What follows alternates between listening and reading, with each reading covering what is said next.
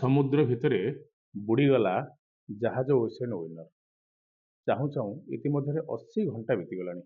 ଦୂର ସମୁଦ୍ର ଭିତରେ ନେଭାଲ, କୋଷ୍ଟଗାର୍ଡ ଏବଂ ବିଭିନ୍ନ ଏଜେନ୍ସି ଏବଂ ସେହି ବାଟ ଦେଇ ଆସୁଥିବା ଯାଉଥିବା ଜାହାଜ ଗୁଡ଼ିକୁ ମଧ୍ୟ ସର୍ଚ୍ଚ ଅପରେସନରେ ନିୟୋଜିତ କରାଯାଇଥିଲେ ମଧ୍ୟ ଫଳ ଶୂନ।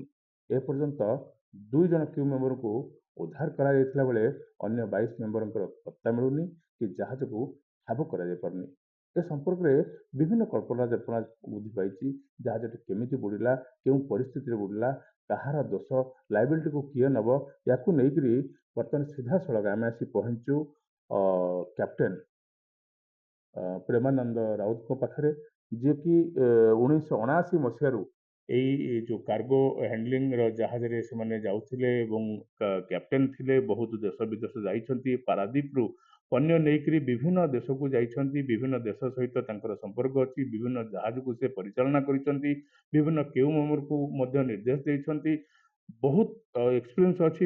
ମେରିଟାଇମ୍ କଲେଜର ମଧ୍ୟ 10 ବର୍ଷ ସେ ପ୍ରିନ୍ସିପାଲ ଥିଲେ ଏବଂ ସମସ୍ତଙ୍କୁ ଶିକ୍ଷାଦାନ ମଧ୍ୟ କରିଛନ୍ତି। ବର୍ତ୍ତମାନ ସେ ସର୍ଭେୟର କମ୍ପାନୀରେ ଅଛନ୍ତି, ନିଜେ ସର୍ଭେୟର କମ୍ପାନୀ କରିଛନ୍ତି।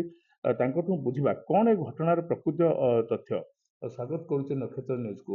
ପ୍ରେମାନନ୍ଦ ବାବୁ, କ'ଣ କହିବେ ଏ ଯେଉଁ ଓସିଆନ ୱିନର, ଏ ଯେଉଁ ବୁଡ଼ିବା ପଛର ଯେଉଁ କାରଣ, ୟାକୁ ସମସ୍ତେ ଖୋଜୁଛନ୍ତି, ପ୍ରକୃତରେ ଏହା କାରଣ କ'ଣ? ଆଜ୍ଞା ଧନ୍ୟବାଦ। ये ସମ୍ବାଦଟା ଅବଶ୍ୟ ବହୁତ ଦୁଃଖକର, ଯେହେତୁ ଆମେ ସେଇ ଲାଇନ୍ରୁ, ସେଇ ସିପିଂ ଲାଇନ୍ରୁ ଲୋକ, ଆମକୁ ଦୁଃଖ ଲାଗେ। ଆମେ ବି ଶୁଣିଛୁ, ମୋର ବି ନିଜେ ବନ୍ଧୁମାନେ ବି କିଛି ଏମିତି ଜାହାଜର ବୁଡ଼ିକିରି ଉଦ୍ଧାର ପାଇଛନ୍ତି। ସେ ମୁଁ ବି ଯେଉଁମାନେ ମୋ ସାଙ୍ଗରେ ଥିଲେ ସେମାନେ ବି ହେଇଛନ୍ତି। ଏ ଜିନିଷଟା, ଏ ଯେଉଁ ସମ୍ବାଦଟା ବହୁତ ଦୁଃଖ ଜିନିଷ। 24 ଜଣ ଲୋକରୁ ଯାହା ଖବର ପାଉଛି କେବଳ 2 ଜଣ ଉଦ୍ଧାର ପାଇଛନ୍ତି, ଯିଏକି ସିମ୍ପଲ ନାବିକ। ସେମାନେ କିଛି ଅଫିସର୍ସ ଓ ଇଞ୍ଜିନିୟର ରାଙ୍କର ନଥିଲା ବୋଲି ଜଣାପଡ଼ୁଛି। ସେଇ ଜାହାଜର ବୁଡ଼ିବା ପୂର୍ବରୁ ଯଦି ସମୟ କମ୍ ଥାଏ, ଶୁଣାଯାଉଛି ତ 800 ମିନିଟ୍ ଭିତରେ ବୁଡ଼ି ଯାଇଛି। ଆଣ୍ଡ ସେ ଯେଉଁ ଜାଗାରେ ବୁଡ଼ିଛି ସେଥିରେ ଅତି ଗଭୀର ସମୁଦ୍ର, ନିହାତି 1500ରୁ 2000 ମିଟର ପାଣି ଥିବ ଡେପ୍ଥ ତାର। ତେଣୁ ଯେହେତୁ ଜାହାଜରେ 71,000 ଟନ୍ ଥିଲା, ଜାହାଜର ନିଜର ଓଜନ ହାରାହାରି 20,000 ଟନ୍ ଥିବ। ତେଣୁ ନିହାତି 90,000 ଟନ୍ 95,000 ଟନ୍ ଓଜନର ଜାହାଜଟା, ତେଣୁ ଶୀଘ୍ର ବୁଡ଼ିଯିବାର ବି ସମ୍ଭାବନା ଅଛି। ଇଏ ଯଦି କହିବା, ଜାହାଜଟି 1998 ମସିହାରେ ତିଆରି ହେଇଛି। ଜାହାଜକୁ ଇତିମଧ୍ୟରେ 28 ବର୍ଷ ପୁରି ସାରିଛି। ଜାହାଜର ଗୋଟିଏ କଥା ଦେଖିବା, ତାର କ୍ଷମତା, ସହନଶୀଳତା, ତାର ଯେଉଁ ସହନଶୀଳତାକୁ ନେଇକରି ପ୍ରଶ୍ନ ଉଠୁଛି, ଓଭରଲୋଡିଂକୁ ନେଇକରି ପ୍ରଶ୍ନ ଉଠୁଛି। ଇଏ ସବୁ ଘଟଣା ଯଦି ହେଇଥିବ, ଯଦି ତା ଦେହରେ କାର୍ଗୋ ଅଧିକା ଲୋଡିଂ ହେଇଥିବ କିମ୍ବା ପୁରା କଣ୍ଟାକଣ୍ଟି ଲୋଡ୍ ହେଇଥିବ ଏବଂ ତାର ଧୀରେ ଧୀରେ ସେ କ୍ୟାପାସିଟି, କ୍ଷମତା, ସହନଶୀଳତାକୁ ହରେଇ ସାରିଥିବ, ସେଥିପାଇଁ ଜାହାଜ ଦୁର୍ଘଟଣା ହେଲା କି? ସିଏ ତ ଗୋଟେ ସମ୍ଭାବନା ଅଛି। ଯେହେତୁ ଜାହାଜଟା ତାର ସମ୍ପୂର୍ଣ୍ଣ ଯେତିକି କ୍ୟାପାସିଟି, ଯେତିକି ତାର କ୍ଷମତା ଥିଲା ସେତିକି କରିଛି ଲୋଡ୍। ଯେ ଆକ୍ଚୁଆଲି ତାର ସମ୍ପୂର୍ଣ୍ଣ କ୍ଷମତା 72,928 ଟନ୍, ସେ 71,200 ଟନ୍ ନେଇଛି। ବାକି ସବୁ ତାର ତେଲ, ପାଣି, ତାର ଯେଉଁ ଅନ୍ୟ ଯନ୍ତ୍ରପାତିର ଓଜନ ମିଶେଇକିରି ହେଇଯିବ ପାଖାପାଖି, ବହୁତ କ୍ଲୋଜ୍ ତ ଯାଇଛି। କିନ୍ତୁ ସିଏ ତ ଗୋଟେ 28 ବର୍ଷ ଜାହାଜ, ସିଏ ତ ତା କାଗଜପତ୍ର ରେକର୍ଡ ମିଳୁଛି। ସେ କାଗଜପତ୍ର ରେକର୍ଡ, ତାକୁ ଜଣେ ଯେଉଁ ଜାହାଜର ଯେଉଁମାନେ କଣ୍ଡିସନ ଦେଖନ୍ତି ତାକୁ କୁହନ୍ତି କ୍ଲାସ୍ ସର୍ଭେୟର।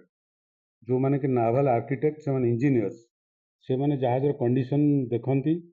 ଜାହାଜର ଲୁହାର ପ୍ଲେଟ୍ର ଥିକନେସ୍ କେତେ, ତା ଇଞ୍ଜିନ୍ର କଣ୍ଡିସନ କେତେ, ତାର ଯେଉଁ ଲୁହାପଥର ଗୁଣ୍ଡ ଯେଉଁ କାର୍ଗୋ ମାଲ ଯାଏ ତାର ହୋଲ୍ଡର ବି ଥିକନେସ୍ ଦେଖନ୍ତି। ସେମାନେ ସବୁ ଚେକ୍ କରନ୍ତି। ସେମାନେ ଯଦି ଚେକ୍ କରିକିରି ସାର୍ଟିଫିକେଟ୍ ଦେଇଛନ୍ତି, ତେଣୁ ଆମକୁ ତ ନିଶ୍ଚିନ୍ତ ସନ୍ଦେହ ଲାଗୁଛି ତାଙ୍କର କେଉଁ ପ୍ରକାର ସାର୍ଟିଫିକେଟ୍ କେଉଁ ପ୍ରକାର କରିଛନ୍ତି। ସେ ଏକ ଲାଗିବ, ସେଇଟା ସାଧାରଣ କଥା ଲାଗିବ ଜଣେ, ଯେତେବେଳେ ସବୁ ପ୍ରକାର ସାର୍ଟିଫିକେଟ୍ ପାଇ ଯଦି ବୁଡୁଛି। ସେଇ କଥା ଆମେ ପ୍ରଶ୍ନ ଉଠୁ, ଯଦି ସବୁ ଥିଲା ତାହେଲେ ଜାହାଜ ବୁଡ଼ିଲା କାହିଁକି? ବୁଡ଼ିବା ତ ଏକ ପ୍ରକାର ନିଶ୍ଚିନ୍ତ, ତେଣୁ ବୁଡ଼ିଲା କାହିଁକି? ଆଉ ଗୋଟେ କାରଣ ତାର ରହୁଛି, ଯେଉଁ ଲୁହାପଥର ଗୁଣ୍ଡ ଯାଇଛି ଏଠୁ, ତାର ଆର୍ଦ୍ରତା କେତେ ଥିଲା, ତା ଭିତରେ ଜଳୀୟ ଅଂଶ କେତେ ଥିଲା। ତାକୁ ବି ତ ଜଣେ ସର୍ଭେୟର କମ୍ପାନୀ ସାର୍ଟିଫିକେଟ୍ ଦେଇଥିବେ ନା। ୱିଦାଉଟ୍ ସାର୍ଟିଫିକେଟରେ ତ ପାରାଦୀପ ଛାଡ଼ି ନଥିବ, ପୋତାଶ୍ରୟ ଛାଡ଼ି ନଥିବ, ଡେସ୍ପାଚ ହେଇନଥିବ। ଠିକ କଥା। ସେ ବି ସାର୍ଟିଫିକେଟ୍, ସବୁ ତ ଆଜିକାଲି ସାର୍ଟିଫିକେଟ୍ କାଗଜରେ ଦିଆଯାଉଛି। ସାର୍ଟିଫିକେଟ୍ ଦବା, ବନେଇବା, ସେଟା ତ କିଛି ସେମିତି କିଛି ବହୁତ କଷ୍ଟକର ଜିନିଷ ନୁହଁ। କିନ୍ତୁ ଆଦେହରେ ବହୁତ ଜିନିଷ ବିଶ୍ୱାସ ଉପରେ ଫେଥ୍ ଉପରେ ଡିପେଣ୍ଡ କରେ। ଜଣେ କେତେ ସେ ସଚୋଟ, ଜଣେ କେତେ ସିନସିୟର, ଯେତେ ଜଣେ ସେଇ ବିଷୟରେ ସଚେତନ ଥିବା ଦରକାର। ଯିଏ ଯଦି ଖରାପ କାର୍ଗୋ ଓଦା କାର୍ଗୋ ଦେଲି ଏମିତିଆ ରିସ୍କ ହେଇପାରେ, ତ ଆମେ ବି ବହୁତ ସେଇଥିପାଇଁ ଆମେ ବହୁତ ଏଇସବୁ କାମ ବେଳେ କାଫି ତମକୁ ଆପଣଙ୍କୁ ଆଡାମେଣ୍ଟ ଭଳିଆ ହବାକୁ ପଡିବ। ନାହିଁ ହବନି, ନବୁନୁ ମାନେ ନବୁନୁ। ଯଦି ଓଦା କାର୍ଗୋ ଯାଇଥାଏ ତାହେଲେ ଜାହାଜର କ୍ୟାପ୍ଟେନ କେମିତି ଆଲାଉ କଲେ? ସେ ବି ଠିକ କଥା, ଜାହାଜର କ୍ୟାପ୍ଟେନ ହଉଛି ଅଲ୍ ଇନ୍ ଅଲ୍, ଯେତେ ଯାହା କଲେ ବି ସିଏ ମନା କରିବା କଥା। ୱିଦାଉଟ୍ କ୍ୟାପ୍ଟେନଙ୍କ ପରିମିଶନରେ ଜାହାଜ ଯାଇନଥିବ। ୱିଦାଉଟ୍ କ୍ୟାପ୍ଟେନଙ୍କ ପରିମିଶନରେ ଲୋଡ୍ ତ କରିବା କଥା ନୁହଁ। କ୍ୟାପ୍ଟେନକୁ ସବୁଠୁ ବଡ଼ ଦାୟିତ୍ୱ ଦିଆଯାଇଛି, ସେଇଥିପାଇଁ କ୍ୟାପ୍ଟେନମାନଙ୍କୁ ମାଷ୍ଟର କୁହାଯାଏ। ସିଏ ଅଲ୍ ଇନ୍ ଅଲ୍, ସିଏ ଚାହିଁଲେ ଲୋଡ୍ କରିବେ ନାହିଁ, ତା କଥାକୁ କେହି କାଟିପାରିବେ ନାହିଁ, ଅମାନ୍ୟ କରିବେ ନାହିଁ। ତେଣୁ ଇଏ କାର୍ଗୋ କେମିତି ଆଇଦର କ୍ୟାପ୍ଟେନ ଏ ବିଷୟରେ ବେଶୀ ମାନେ ତା ଭିତରେ ତନଖି କରିନି କି ଚେକ୍ ଯାଞ୍ଚ କରିପାରିନି କି ତାପରେ ସେ ଧ୍ୟାନ ଦେଇନି, ସେ ଯୋଉ ନେଗ୍ଲିଜେନ୍ସ ଯୋଉଟା ଅବହେଳା କରିଛନ୍ତି କରିପାରିଥିବେ। ଆମେ ଦୁଇଟା କାରଣକୁ ବର୍ତ୍ତମାନ ପ୍ରଶ୍ନ ଉଠୁଛି, ଗୋଟେ କାର୍ଗୋ ର ଆର୍ଦ୍ରତା, ଆଉ ଗୋଟିଏ ପ୍ରଶ୍ନ ଉଠୁଛି ଯେ ଜାହାଜର ଯୋଉ ଲଂଜିଭିଟି, ତାର ଫିଟନେସକୁ ନେଇକରି। ଏ କଥା ଯଦି ସତ ହୋଇଥାଏ ଯେ ବର୍ତ୍ତମାନ ଯୋଉ 22 ଜଣଙ୍କର ମୂଲ୍ୟବାନ ଜୀବନ ଚାଲି ଯାଇଛି କି କୋଉଠି ଅଛନ୍ତି, ସେମାନେ କିଭଳି ଭାବରେ ଅଛନ୍ତି, ଯେହେତୁ 2 ଜଣଙ୍କର ମିଳିଛି ଲାଇଫ, ଜୀବନ ମିଳି ସାରିଛି, ତେଣୁ ଅନ୍ୟମାନେ ମଧ୍ୟ ଜାହାଜ ବାହାରକୁ ଆସି ସାରିଛନ୍ତି, ତେଣୁ ଠିକ ଭିତରେ ଅଛନ୍ତି, ତାହା ଏପର୍ଯ୍ୟନ୍ତ ସ୍ପଷ୍ଟ ହୋଇନାହିଁ। ଯଦି କହିବା ଭାରତୀୟ କୋଷ୍ଟଗାର୍ଡ ଠାରୁ ଆରମ୍ଭ କରି ନାଭାଲ ଠାରୁ ଆରମ୍ଭ କରି ବୋଇଂ ବିମାନ ଠାରୁ ଆରମ୍ଭ କରି ଏତେ ସମସ୍ତେ ଲାଗି ମଧ୍ୟ କେହି ଠାବ କରିପାରୁନାହାନ୍ତି। ହାଉ କ୍ୟାନ୍ ଇଟ୍? ନାଇଁ ସିଏ ବି ଠାବ ନାହିଁ, ଯଦି ଗଭୀର ସମୁଦ୍ର ଭିତରେ ୱେଦର ପାଗ ଏଇ ସମୟ ଭିତରେ ଯଦି ହଠାତ୍ ବୁଡ଼ି ଯାଇଛି, ତେଣୁ ସେଟା ତ ଡେଫିନେଟଲି ବହୁତ ସମୟ ଲାଗିବ।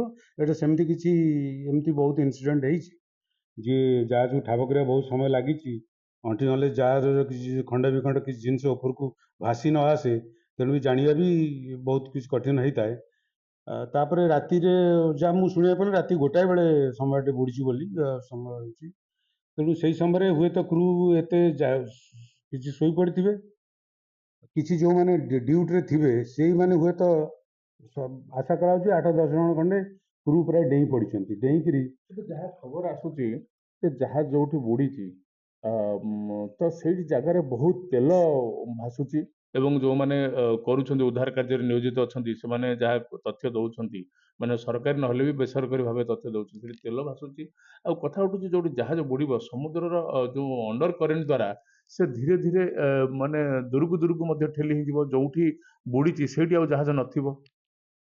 ସେ ସନ୍ଦେହ କରାଯାଏ ଯୋଉଠୁ ବୁଡ଼ିଯିବ ଏତେ ଶୀଘ୍ର ହଠାତ୍ ପଡ଼ିବ ନାହିଁ, କାରଣ ଇଏ ଗଭୀର ସମୁଦ୍ର, ଯେ ଜାହାଜ ଯଦି ତଳେ ଜାହାଜର ସମୁଦ୍ର ତଳେ ଲାଗିଯାଇଥିବ ସମୟ ଲାଗିବ, ଆଖପାଖି ଘୁଞ୍ଚିବା ପାଇଁ ସମୟ ଲାଗିବ, କାରଣ ଓଜନ ବି ବହୁତ ଭାରି ବି ଅଛି ଆଇରନ୍ ଓର୍। ଆଉ ସେ ଆଇରନ୍ ଓର୍ କାର୍ଗୋ ତ ଏମିତି ନାହିଁ ଯେ ଫଟକିନି ମିଳେଇଯିବ କ'ଣ ହେଇଯିବ, ତା ଦେହରେ ଯୋଉ ସମୁଦ୍ର ଭିତରେ ପଶିଥିବ ତାର ବି ମାଟି ବି ତାକୁ ଧରି ରଖିଥିବ, ସମୟ ଲାଗିବ। ଯଦି ପରବର୍ତ୍ତୀ ସମୟରେ ଅଭିଜ୍ଞ ଡାଇଭର୍ସ ଯୋଉମାନେ ବୁଡ଼ାଳି ଥାଆନ୍ତି, ଡାଇଭିଂ ସିପ୍ ଗୋଟେ ଗୋଟେ ଥାଏ, ଛୋଟ ଛୋଟ ସିପ୍ରେ ସେମାନେ ଥାଆନ୍ତି, ସେମାନେ ବି ଡାଇଭିଂ କରି ଜାହାଜକୁ ଟ୍ରେସ୍ କରିପାରିବେ, ଏଟା ସମ୍ଭବ, ହୁଏତ ହେଇପାରେ। 80 ଘଣ୍ଟା ବିତି ସାରିଲାଣି, ଯାହା ଖବର ଆସୁଛି ମାତ୍ର ଆଉ 1-2 ଦିନ ଭିତରେ ଯଦି କିଛି ସଫଳତା ନ ମିଳେ ତାହେଲେ ସର୍ଚ୍ଚ ଅପରେସନକୁ ସାଇନ୍ ଅପ୍ କରାଯିବ। ତେବେ ଆମେ କ'ଣ ଆଶା ହରେଇବା? ଏଇଟା ତ ଗାଇଡଲାଇନ୍ସ ଅଛି, 96 ଆୱାର୍ସ 4 ଦିନ 96 ଆୱାର୍ସ ସର୍ଚ୍ଚ ଆଣ୍ଡ ରେସ୍କ୍ୟୁ କରାଯାଏ, ତ ଗାଇଡଲାଇନ୍ସ ଅଛି। ତଥାପି ସେମାନେ ସିନା ସର୍ଚ୍ଚ ଅପରେସନ୍ ସାରି ଦେବେ, କିନ୍ତୁ ପ୍ରାୟ ଯେହେତୁ ଏ ପ୍ରକାର ମେସେଜ ସବୁଆଡ଼କୁ ଯାଇଛି, ଇଭେନ୍ ଇଫ୍ ଯେଉଁ ଆଖପାଖରେ ଜାହାଜ ଥିବା କି ଯେକୌଣସି ବୋଟ୍ ଥିବ, ଜାହାଜ ଥିବ କି ସାଟେଲାଇଟ୍ ଇମେଜରୁ ଯଦି କିଛି ଉଦ୍ଧାର କରିହେବ ତାହେଲେ ସେ ଜିନିଷଟା ଆଇଡେଣ୍ଟିଫାଇ ବାହାରିବ, ଯୋଉଠି ଅଛନ୍ତି ବାହାରି ପାରିବ। କିନ୍ତୁ ଲୋକାଲ ସର୍ଚ୍ଚ ଅପରେସନ୍ ସେଇ ପର୍ଟିକୁଲାର ଜାଗାରେ କରିବାର ମୁଁ ଜାଣିବାରେ 96 ଆୱାର୍ସ ସୀମା ଥାଏ, କାରଣ ସେମାନେ ଜାଣିଛନ୍ତି ତା ଭିତରେ ଯଦି ନ ପାଇଲେ ମାନେ ସେ ନିଶ୍ଚିନ୍ତ କୋଉଠି ଅନ୍ୟ ଆଡ଼କୁ ପଳେଇ ଯାଇଛନ୍ତି, ଯୋଉଟାକି ଜାଣିବାକୁ ସମୟ ଲାଗିବ ବି। ସେମାନେ କୋଉ ଜାଗାରେ ଯଦି କୋଉଠି କୂଳରେ ଯାଇ କୋଉ ଦେଶ କଳରେ କୋଉ ମାଟି କଡ଼ରେ ଲାଗିଥାନ୍ତି କି ସେ ବି ମିଳିପାରେ, ଯେମିତି ନିଶ୍ଚିତ ଆମ କତିରେ କ୍ୟାପ୍ଟେନ ପ୍ରେମାନନ୍ଦ ରାଉତ ଥିଲେ, ସେ ତାଙ୍କର ଅଭିଜ୍ଞତା ଦୃଷ୍ଟିରୁ କହୁଥିଲେ ଯେ କ'ଣ ଘଟଣା ହେଇଥାଇପାରେ, କିଭଳି ଭାବରେ ଜାହାଜଟି ବୁଡ଼ି ଯାଇଥାଇପାରେ ଏବଂ ତାର ଲାଇବିଲିଟି। ବର୍ତ୍ତମାନ ଜାହାଜର ଯୋଉ ବୁଡ଼ିବା ଘଟଣାରେ ଏବଂ 21 ଜଣଙ୍କର ଜୀବନ ଯେଉଁ ବାଜି ଲାଗିଛି ତାକୁ ନେଇକରି କାହା ମୁଣ୍ଡରେ ଦୋଷ ଯିବ, କ'ଣ ହେଇପାରେ, ଦୁଇଟି ଘଟଣାକୁ ସେ ନେଇକି ଯାଇଛନ୍ତି। ବିଭିନ୍ନ ପ୍ରକାର କାଗଜପତ୍ର ତିଆରି କରାଯାଉଛି, ସେ କାଗଜପତ୍ରର ସତ୍ୟତା କେତେ ତାକୁ ମଧ୍ୟ ପ୍ରାକ୍ଟିକାଲି ମାନେ ଯାଞ୍ଚ କରିବାର ଆବଶ୍ୟକତା ଅଛି, ଯାହା ଗୋଟେ ବିରାଟ ପ୍ରଶ୍ନବାଚୀ ତାଙ୍କ କଥାରୁ ସୃଷ୍ଟି ହେଇଛି। ସବୁଠାରୁ ବଡ଼ କଥା ହେଉଛି ଏ ଜାହାଜ ବର୍ତ୍ତମାନ ଆଉ ମିଳିବ ନା ନାହିଁ, କାରଣ ଯାହା ଖବର ଆସୁଛି ଗୋଟେ ବିଶେଷ ସୂତ୍ରରୁ ଯେ ଆଉ କିଛି ସମୟ ପରେ, ଯେହେତୁ 80 ଘଣ୍ଟା ହେଇସାରିଲାଣି, ନିୟମ ଦୃଷ୍ଟିରୁ 4 ଦିନ ମାନେ 96 ଘଣ୍ଟା ପରେ ସର୍ଚ୍ଚ ଅପରେସନକୁ ସାଇନ୍ ଅପ୍ କରାଯିବ। ତେଣୁକରି ସାଇନ୍ ଅପ୍ କରାଗଲେ ନିୟମ ଦୃଷ୍ଟିରୁ ଆଉ ନିଶ୍ଚିନ୍ତ ଓସେନ ଯେଉଁ ୱିନର ଅଛି ଏବଂ ତାର ଯେଉଁ 21 ଜଣ 22 ଜଣ ନାବିକ ଅଛନ୍ତି, ସେ ସମୁଦ୍ର ଭିତରେ କୁଆଡ଼େ ସମାଧି ନେଇଛନ୍ତି କିମ୍ବା କିଭଳି ଅବସ୍ଥାରେ ଅଛନ୍ତି, ତାହା ତ ନିଶ୍ଚିନ୍ତ ସବୁବେଳେ ସ୍ୱପ୍ନ ହେଇଯିବ। ଯେ ସୁବ୍ରତ ନାୟକ, ନକ୍ଷତ୍ର ନ୍ୟୁଜ୍।